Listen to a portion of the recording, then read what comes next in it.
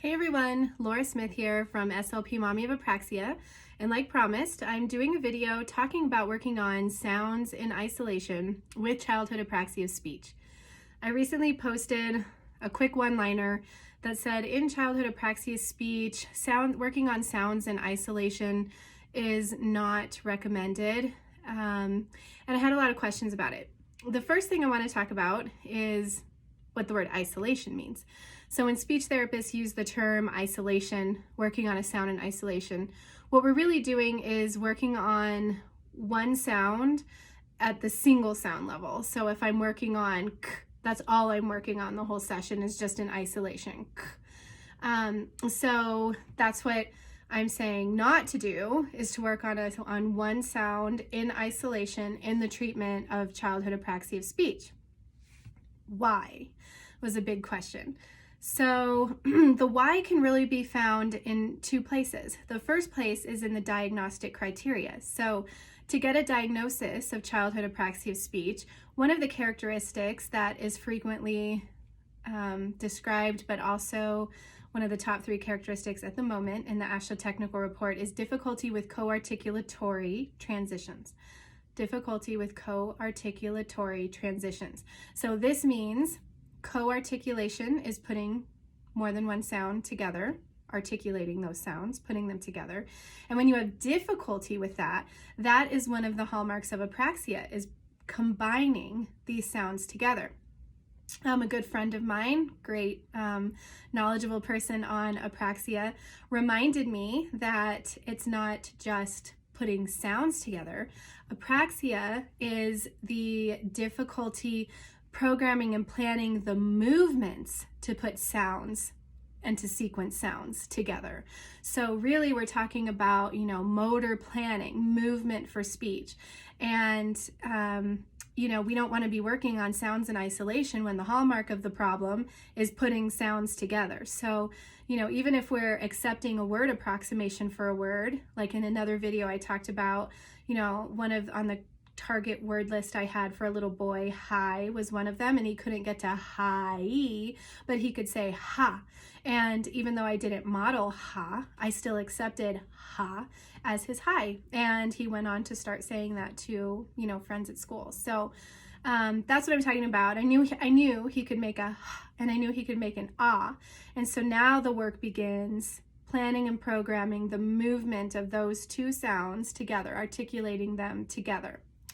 So that's really what we want to be doing. If you read my book, Overcoming Apraxia, you know that in it, I talk about one of my first cases before I really knew anything about anything. And he was in kindergarten, and he was on my caseload, and he was pre-verbal. He wasn't speaking.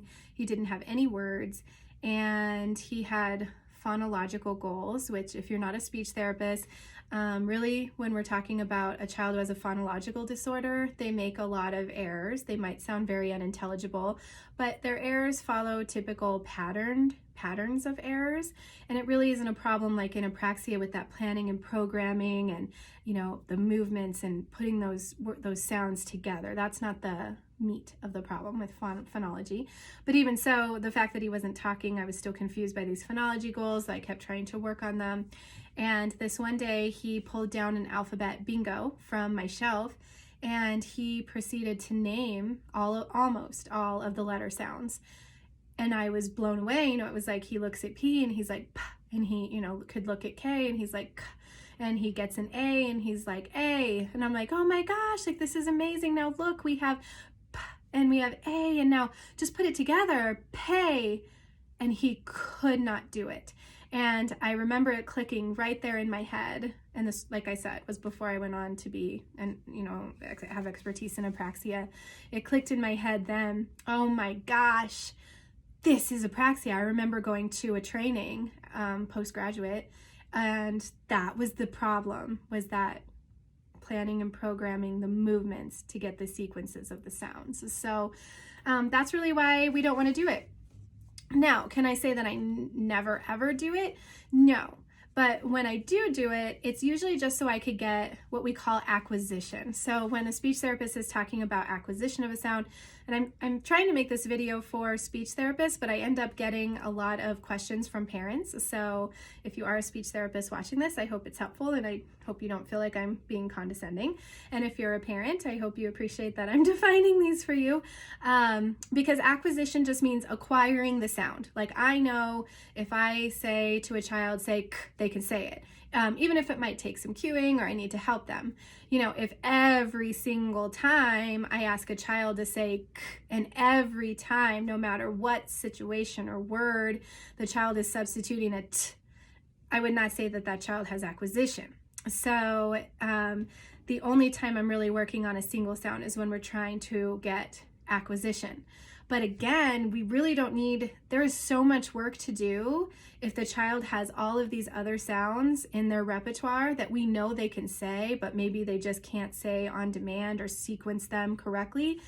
All the work can still be done with those sounds. And I would rarely be working on acquiring, getting acquisition of a brand new sound before I ever got all of the sounds that the child can actually say sequenced correctly in their spontaneous speech. So they're, you know, sequencing and producing those sounds correctly in their spontaneous speech. And then if at that point we have some sounds that we still can't get, well then yes, I'm going to be working on getting acquisition, and that's really the only time that I'd be working on, you know, the single sound level, sound in isolation. And even then, if we know that apraxia is in the history, we have to very quickly move into some sort of movement combination. So, you know, a frequent one that I have are actually a K. You know, a lot of kids have a problem acquiring K. And a lot of times it's harder to start with K at the beginning, as in key, than to put K at the in a small syllable shape. So we're thinking syllable shapes, right? So it's easier to put it in a syllable shape. It's harder, rather, to put it in a syllable shape like key for some than it might be for ick. You know, and you can give a lot of visual cueing for that. If you know Biorum visual cues, she's got those cards, and you can really easily kind of slide them into each other. Ick, ick. And again, the focus is on movement, on sequencing, on combining those sounds for intelligible speech. So I hope this video gives you some clarity. I did want to mention, throw out a few terms for some speeches that I've seen. Sue Kaspari comes to mind. She's in Pittsburgh, an apraxia expert, and I once watched a webinar on hers about goals, and she just stopped writing sound goals and started using a terminology called movement gestures.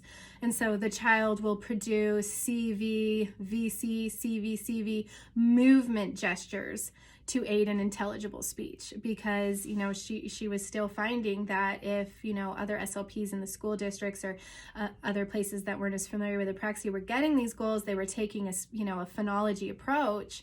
And we always have to be mindful that it is a, you know, planning and programming for the movement gesture and combining those sounds for intelligible speech. So we're not focusing on patterns of errors, you know, we really are focusing on sequencing all of the sounds in their repertoire. So I just thought that was an interesting term that might help you think of it a little differently. All right, so I hope that helps. I mean, feel free to DM me if you have any more questions, and I hope you all have a good night.